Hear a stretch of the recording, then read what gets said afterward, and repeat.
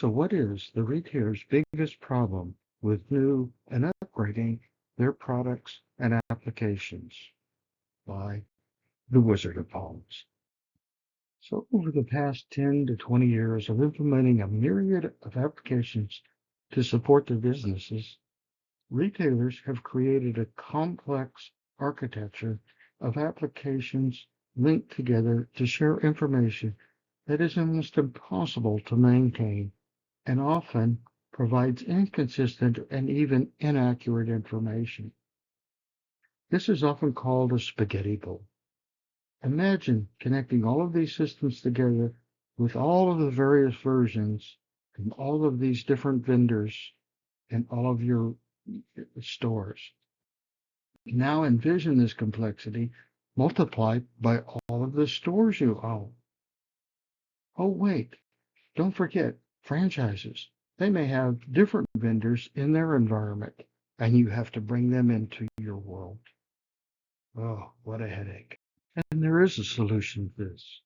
It was created by ARTS, the Association for Retail Technology Standards.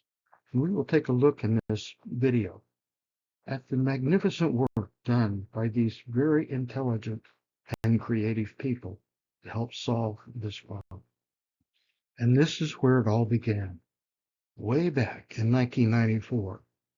So let's start with the heart of everything in retail, and that is the data model. We're not going to go down into the details of all of the information you're about to see. There are individual videos that help go down into details in each of them, but we're going to survey it from the top. And this is a very high-level view of the ARTS data model, which sketches out its business context. The entity types are color-coded to reflect the subject area they are based in. As we dig down a little deeper, we're going to take a look at the block diagram area of the data model. And you can see it covers a lot of various key pieces of your retail enterprise. So now the world gets scary. The ARTS data model contains over 800 tables and 8,000 attributes, and it covers somewhere around 80% of the information that you need to track at the data model level in retail. So let's look at the modern Agile POS world. After all, the POS provides the lifeblood to support all of the systems in retail. This is a sample of the various systems that the modern POS system has to use just to sell items. They can come from different vendors. And if you have a large number of stores and try to upgrade each store under your control, that means that some of the stores will have version 1 of an application, while others will have version 2 of the same application. And it gets even scarier when you add multiple vendors and upgrade their software independent of each other.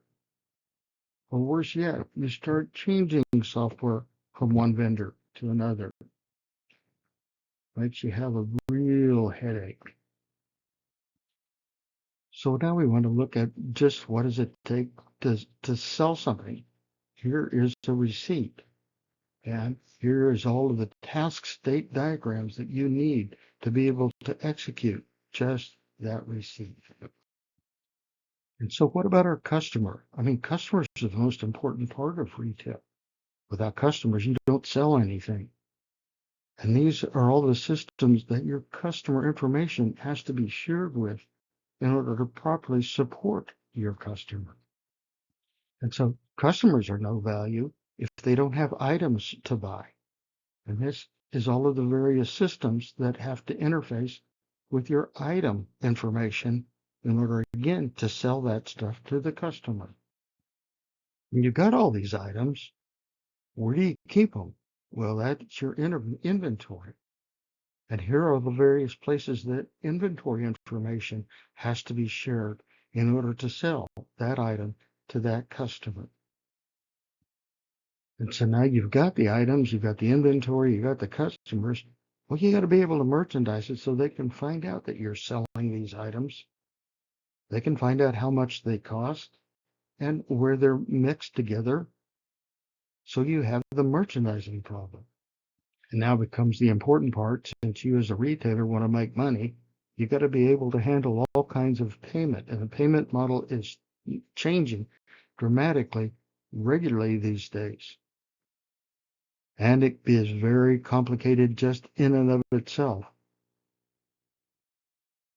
So let's don't forget the supply chain. When that stuff comes in the back, it's got to go into a warehouse somewhere. And the warehouse itself has all kinds of integrations with all kinds of systems in order to let people know where that stuff is, so they can find it to put it on the shelves to sell to the customers. This is a feature-rich look at the ARTS inventory. Embedded within all of this work is somewhere between 15,000 and 20,000 attributes and elements. They cover somewhere around 90% of the information needed in retail.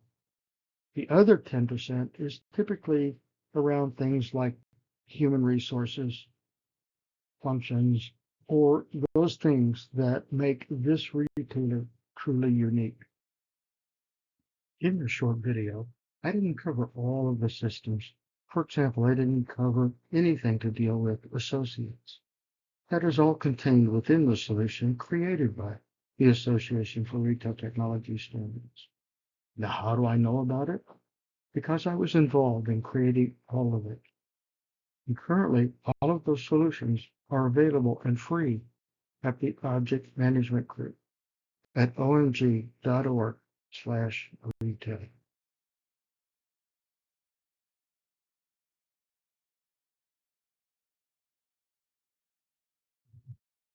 Thank you. I am the Wizard of Oz. My name is Richard Halter. Please check out my book, Art for Retail, Using Technology to Turn Your Consumers into Customers and Make a Profit. It's available on Kindle. Thank you.